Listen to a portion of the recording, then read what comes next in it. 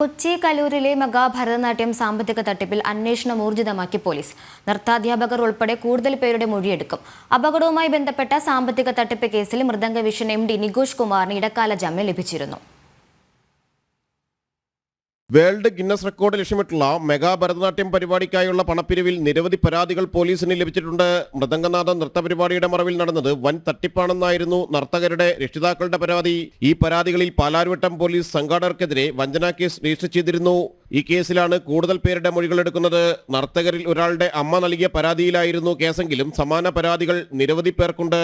പരാതികളുള്ള എല്ലാവരുടെയും മൊഴികളെടുത്ത് പണം നൽകിയതിന്റെ ഡീറ്റെയിൽ രേഖകൾ കൂടി ശേഖരിക്കുകയാണ് പോലീസ്.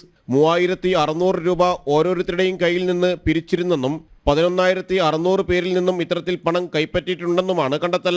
4 കോടിയിലധികം രൂപ ഇങ്ങനെ സംഘാടകരുടെ കയ്യിലെത്തിയിട്ടുണ്ട്.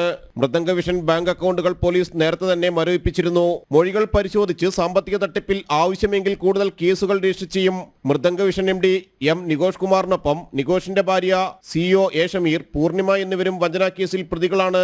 നികോഷിന്റെ ജാമ്യാപേക്ഷയിൽ ജില്ലാ കോടതിയിൽ ഇന്നലെ വിശദമായ വാദം നടന്നിരുന്നു. ഇതിനുശേഷമാണ് നികോഷിന് ഇടക്കാല ജാമ്യം ലഭിച്ചത്. ജനം, കൊച്ചി.